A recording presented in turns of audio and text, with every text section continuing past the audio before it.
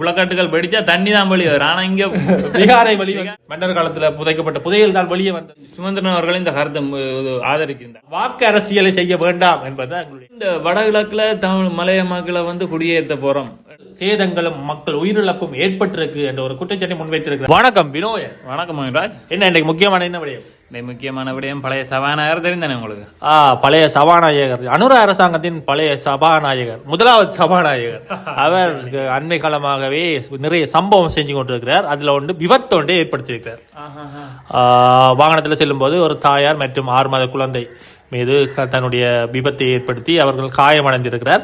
அவர்கள் காயமடைந்ததை இவர் பார்த்து இவருக்கு பிரஷர் ஆகி இவரை கொண்டு போய் ஹாஸ்பிட்டலில் சேர்த்திருக்காங்க. உண்மையில இது பிரஷர் வந்திருக்குமோ இல்ல போலீஸ்ல இருந்து செஞ்சாரு. இவர் பிணையில விடுவிக்கப்பட்டிருந்தார். ஆனால் இவர் பிணையில் விடுவிக்கிறதுக்கு முதல் கைது செய்யப்பட்டவுடன் இவர் மது போதையில் இருந்தார் என்ற ஒரு தகவல் இந்த சமூக ஊடகங்களில் பரவி இருந்தது. அதுவும் ஒரு பொய்யான விடயம் என்றது நிரூபிக்கப்பட்டது. அதான் சமூக வலைதளங்கள்ல ஒரு ஆரம்பத்திலேயே ஒரு மது போதையில் இருந்தாரா என்ற கட்டாயம் போலீஸ் செக் பண்ண வேணும் என்ற மாதிரி சமூக வலைதள வாசிகள் தங்களது கருத்துக்களை தெரிவிச்சிருந்தார்கள். அதை தொடர்ந்து போலீசார் தங்கள் குறிப்பிட்ட அறிக்கையில இவர் மது போதையில் இருக்கவில்லை என்ற ஒரு தங்களது கருத்தை தெரிவித்திருக்கிறார். அதை விட இவர் மீது ஒரு அண்மையிலேயே இவர் சபாநாயகராக வந்த உடனே இவர் ஒரு குற்றச்சாட்டு எழுந்திருந்தது.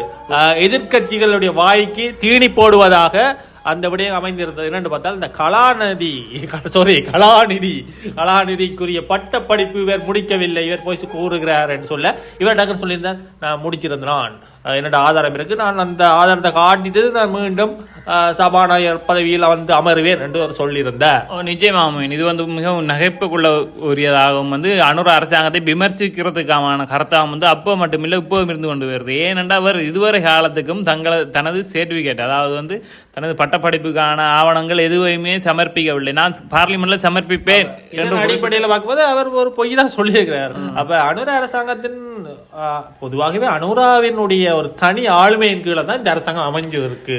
அது அவர் தான் கொண்டு செல்றார், இந்த நாட்டையே கொண்டு செல்றார் என்று நாங்கள் சொல்லலாம். தன்னுடைய அரசாங்கத்தை சரியான முறையில கொண்டு செல்றார். யாரு? தனிநபராக ஒரு தனி ஆவி.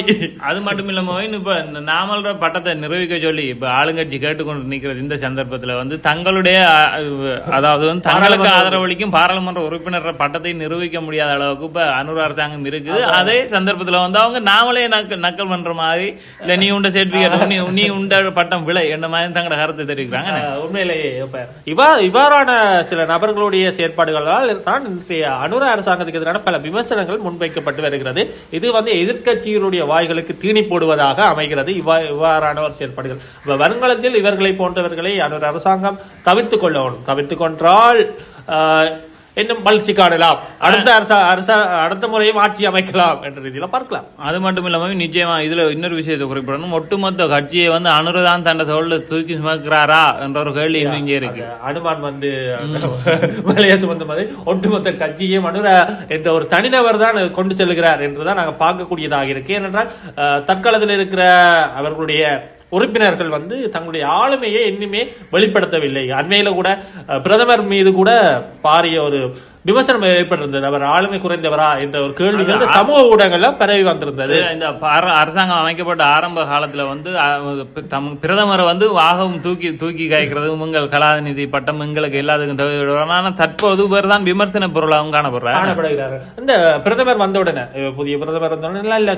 கல்வி சீர்திருத்தங்கள் மற்ற பாடசாலைகளுக்கு அரசு அதிகாரிகள் செல்லக்கூடாது, அரசியல்வாதிகள் செல்லக்கூடாது என்று நிறைய விடயங்கள் வந்தால், ஆனால் அவரை பிற்காலங்களில் மீறினார். அப்ப இவ்வாறுதான் ஒரு சில விடயங்கள் அனுராவினுடைய பலத்தை குறைக்கும் விதமாக காணப்படுகிறது. அப்ப திடீரென்று நாடு பூராவும் தங்களுடைய தொண்டர்களை உருவாக்கியதன் விளைவுதான் இந்த விடயமா, இந்த தளர்ச்சிக்கு காரணமா என்ற ஒரு விடயத்தை நாங்கள் கவனிக்கக்கூடியதாக. அது மட்டும் இல்லாமல் நிச்சயமா அனுரா என்ற ஒரு மிகப்பெரிய பலம் இருக்கும் மட்டும் என்பிபி என்ற அரசாங்கத்தை வீழ்த்தவே முடியாது. காரணம் என்னன்னா யாழ்ப்பாணத்திலேயும் அண்மையில வேற ஒரு ஜனாதிபதி அல்ல, வேற எங்களோட சகோதரர் எங்கட அண்ணன் கூட பார்க்கப்பட்டது. உண்மையிலேயே இதை பார்த்தீங்கன்னு சொல்ல அனுரா அரசாங்கத்துக்கு நாங்கள் செம்பு தூக்குறோம், ஆனால் இல்லை. பொதுவாகவே அனுராவ் என்ற ஒரு ஆளுமை தான் அவருடைய கட்சியை கொண்டு செல்கிறது என்பதுதான் நாங்கள் இங்கு கூற வருகிற ஒரு முக்கியமான விடயம். அதே நேரத்தில் நாங்கள் இன்னொரு முக்கியமான விடயத்தையும் பார்க்க வேண்டும். என்ன சொல்லுங்க வினோயம்? நிச்சயமா மோயின் முத்தையன் கட்டு பிரச்சனை என்ன யா உண்மையிலேயே முத்தையன் கட்டு பிரச்சனை ஐயன் கட்டு பிரச்சனை என்னென்னு பார்த்தால் அண்மையில வந்து வெள்ள இடர் ஏற்பட்டிருந்தது. அந்த அடிப்படையில வந்து வான்கதவுகள் முத்தையன் கட்டுக்குள்ள வான்கதவுகள் திறக்கப்பட்ட இடத்துல பல வெள்ளோட்டம் அதிகரித்து கட்டுகள் உடைக்கப்பட்டிருந்தது. அந்த உடைக்கப்பட்ட கட்டுகள் இருந்து சில விடயங்கள் வெளிவந்திருக்கு. உடனே வந்து அந்த மக்கள் கருதின விடயங்கள் என்னென்றால் அது வந்து ஒரு புதையல், மன்னர் காலத்துல புதைக்கப்பட்ட புதையல் தான் வெளியே வந்தது என்று மக்கள் எல்லாம் தங்களுடைய ஊர் மக்கள் கதைத்து கொண்டிருக்கிற நேரத்துல தொல்லியல் திணைக்களம் அங்க போயிருக்கு. போய் சொல்லி இருக்கிறேன் அது அப்படி எல்லாம் இல்ல, அது வந்து ஒரு புத்த விகாரைக்குரிய இடம். அதே பலமையா ஏதாவது நீர் குளக்கட்டுகள் வெடிச்சா தண்ணி தான் வெளியே வரும். ஆனா இங்க விகாரை விகாரைகள் வெளியே வரும் தொல்லியல் திணைக்களம் அறிவிக்கப்பட்டிருக்கு. அப்ப இதுல வந்து எந்த ஒரு கட்டடம் நீங்க கட்டக்கூடாது, எந்த ஒரு நடவடிக்கை ஏற்படுத்தக்கூடாது, நாங்கள் சட்ட ரீதியான ஒரு கடிதத்தை உங்களுக்கு அனுப்புகிறோம் என்று சொல்லிட்டு அவர்கள் போயிருக்கிறார்கள். அப்ப உண்மையிலேயே எங்க என்ன போனாலும் இந்த தொல்லியல் திணைக்களம் சரியான முறையில் செயற்படுகிறதா என்ற விமர்சனம் ஏற்பட்டு வருகிறது. உண்மையிலேயே இந்த புத்தவிகாரை சார்ந்த பல்வேறுபட்ட பிரச்சனைகள் இந்த நாட்டில் ஊடுருவிக்கொண்டிருக்கு. எல்லா மக்களுமே இன ஐக்கியப்பாடு ஒற்றுமை என்று கதைத்துக் கொண்டிருக்கும் போது சில விடயங்கள் அதை குழப்பும் விடயமாக காணப்படுகிறது. அதுதான் நிச்சயமா இந்த முத்தையங்காட்டு பிரச்சனையை எடுத்து பார்த்தோம்னா முத்தையங்காட்டு பிரச்சனை மட்டும் இல்ல, ஏனைய பிரச்சனை தொல்லியல் பிரச்சனைகள் எங்கெங்க வருது அங்க எல்லாம் பௌத்த மதகுருமார்கள் தங்களது தலையெடுப்பார்கள். அதே போலதான் இதுலயும் எதுவும் சம்பவம் நடந்திருக்கா? உண்மையிலேயே முல்லைத்தீவு என்று பார்த்தால் நாங்க குருந்தூர் மலை வடுக்கிற மலை என்று நிறைய விடயங்களை நாங்க பார்க்கலாம். அங்க எல்லா இடத்திலையும் மக்கள் முரண்பட்டு கொண்டிருக்கிறார்கள், இந்த மத ரீதியான முரண்பாடுகள். இதன் அடிப்படையில் இன்று முல்லைத்தீவுல முத்தையங்காட்டு பிரச்சனை முத்தையங்காட்டு குளத்திலேயும் இவ்வாறான ஒரு உருவாக்கம் அடைந்திருக்கு. வெள்ள இடருக்குள்ளும் முளைத்த புத்த சிலை, புத்த விகாரை என்ற ரீதியில சில சமூக ஊடகவாசிகள் தங்களுடைய தகவல்களை பரப்பி வருகிறார்கள். ஆனா உண்மையிலேயே மக்கள் இடர்பட்டு இருக்கும் போது தவிர்த்துக் கொள்ளலாம். இலங்கையில வந்து பாரிய அனர்த்தம் ஏற்பட்டு மக்கள் மீள முடியாத துயரிலும் தற்போதும் கூட பாரிய பிரச்சனைக்குள்ளான நிலையில வந்து இவ்வாறான பிரச்சனைகள் தேவையா, உங்களுக்கு மதம் பரப்ப வேணுமா, இல்ல தொல்லியல் திணைக்களம் இவ்வாறான செயற்பாடு உடனடியாக செய்ய உண்மையிலே அவ்வாறு இருந்திருந்தாலும் பௌத்த விகாரைக்குரிய ஆவணங்கள் இருந்திருந்தாலும் தற்போதைய சூழ்நிலையில் இது தேவையா, மக்களை குழப்பு நடவடிக்கை வந்து அந்த அரசு அதிகாரிகள் வந்து மக்களுடைய பிரச்சனையை கையாளணும். அதுதான் நாங்க சொல்ல வரோம். கையாளுவதன் பட்சத்துல வந்து இந்த தேவையற்ற இன முரண்பாடு மத முரண்பாடுகளை இந்த நாட்டிலிருந்து நாங்கள் தவிர்த்துக் கொள்ளக்கூடியதாக இருக்கும். இனிவரும் காலங்களிலாவது மக்களை குழப்புகின்ற மாதிரியான செயற்பாடுகளை நுப்பாட்டுங்கோ, தயவு செஞ்சு நுப்பாட்டி கொள்ளுங்கோ என்பதுதான் எங்களுடைய கருத்து. அடுத்த இன்னொரு செய்தி பார்க்கிறோம். அதே நேரத்துல வந்து